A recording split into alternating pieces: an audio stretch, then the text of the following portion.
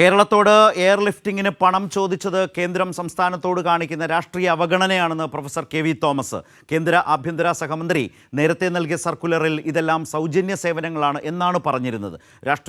രാഷ്ട്രീയമായി മാത്രം കണ്ടുകൊണ്ട് ഒരു കേന്ദ്ര സർക്കാർ സംസ്ഥാനത്തെ ഉപദ്രവിക്കുന്നത് തൻ്റെ പൊതുജീവിതത്തിൽ ആദ്യമായാണ് ഇത്രയധികം കാണുന്നതെന്നും കെ.വി. തോമസ് പറഞ്ഞു.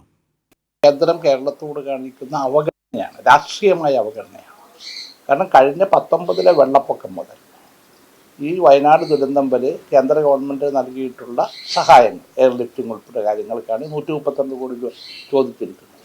അതേ സന്ദർഭത്തിൽ നമുക്കിങ്ങോട്ട് കിട്ടുന്ന സഹായമുണ്ട്. ഇപ്പോൾ ഏറ്റവും അവസാനം നമുക്കൊരു ഒഫീഷ്യൽ കമ്മ്യൂണിക്കേഷൻ നിത്യാനന്ദ റേ കേന്ദ്ര ആഭ്യന്തര സഹമന്ത്രിയുടെ കഴിഞ്ഞ നവംബർ 10-നാണ്. അതിൻ്റെ അകത്ത് ഈ സർവീസുകളെല്ലാം ഫ്രീ സർവീസ് എന്ന രീതിയിലാണ് കൊടുത്തിരിക്കുന്നത്. എല്ലാം ഞങ്ങൾ ഹെലികോപ്റ്റർ കൊടുത്തു, ആർമി അയച്ചു എന്ന് പറഞ്ഞിട്ട് അതിനെല്ലാം കാശ് വാങ്ങിച്ചിരിക്കുക.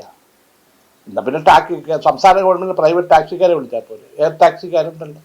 അപ്പോൾ ഇതൊരു സാധാരണ ചെയ്യുന്ന കേന്ദ്ര ഗവൺമെൻറ് ചെയ്യുന്നൊരു സഹായമാണ്. ഞാൻ എൻ്റെ ഡൽഹിയിലെ ഒരു 40 വർഷക്കാലത്തെ രാഷ്ട്രീയ ജീവിതത്തിൽ ആദ്യമായിട്ടാണ് ഇങ്ങനെ പൊളിറ്റിക്കലായിട്ട് മാത്രം കണ്ടുകൊണ്ട് കേന്ദ്ര ഗവൺമെൻറ് ഒരു സംസ്ഥാനത്തെ ഉപദ്രവിക്കുകയാണ്.